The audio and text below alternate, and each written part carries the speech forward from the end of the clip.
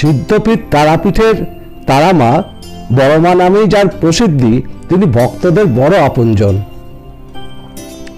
তিনি যেন সত্যিকারের মা, যার কাছে আবদার করা যায়, অভিমান করা যায়, আদর করা যায়, আদর পাওয়া যায়।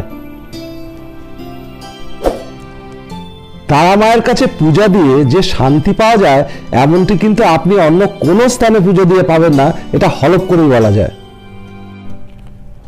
এখানের পান্ডারাও অন্য জায়গার পান্ডাদের থেকে অনেক আলাদা।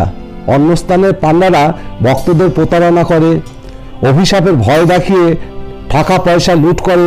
তারাপীঠের পান্ডারা কিন্তু কোনোদিনই এ পথে হাঁটে না। তারা ভক্তদের সন্তুষ্ট করে ভক্তদের হাতেই ছেড়ে দেয় কত টাকা তারা তাদেরকে দেবেন। এখানকার পুজো দিয়ে আপনি এক অন্য অনুভূতি পাবেন, সে কথা একদম নিশ্চিন্তে বলা যায়। আর একবার যদি আসেন তাহলে বারবার আসতে চাইবেন, এটাও নিশ্চিত।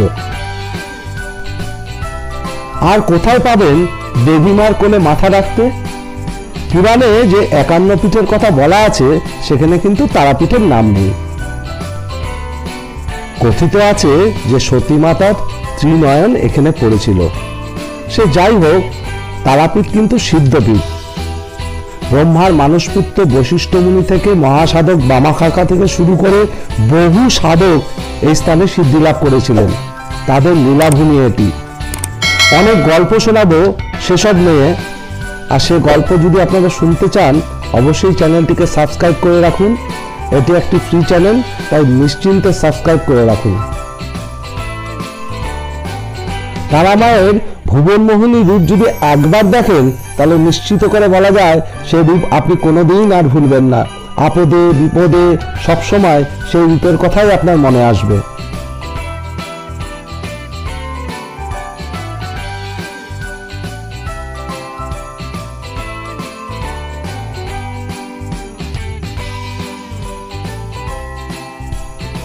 তারা মা দূরের কোনো দেবী নয়, এ যেন নিজের মা। তার কোলে মাথা রাখতে পারবেন, যেমনটি অন্য কোথাও আর সম্ভব নয়।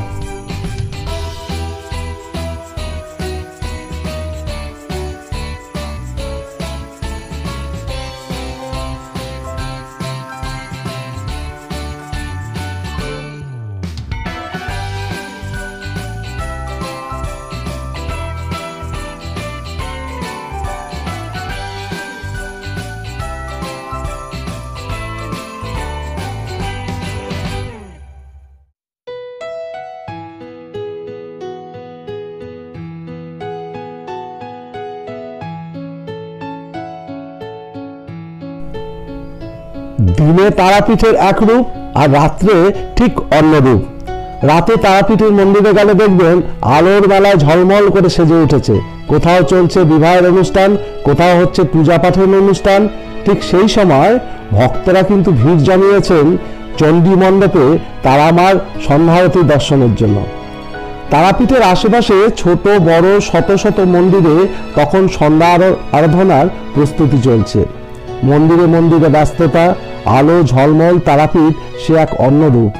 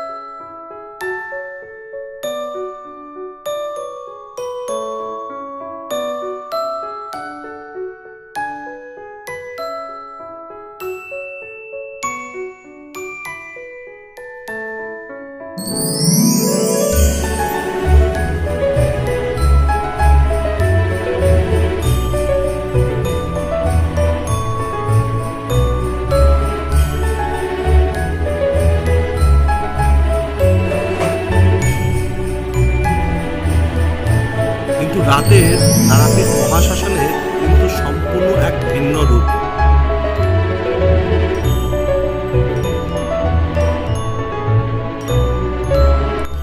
কয়েকটি প্রদীপ ছাড়া আলোর লেশ মাত্র নেই।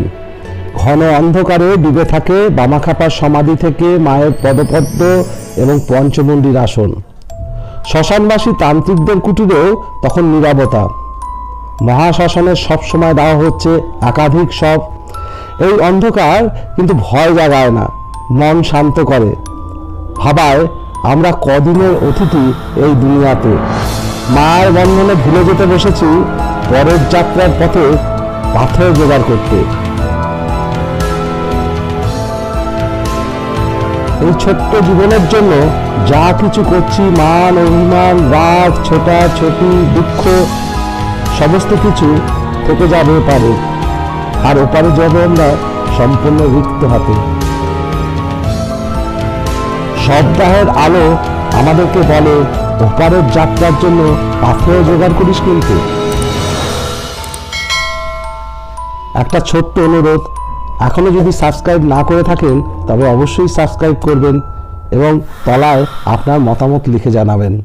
ভালো থাকবেন, ভালো রাখবেন। আবার কথা হবে পরের ভিডিওতে।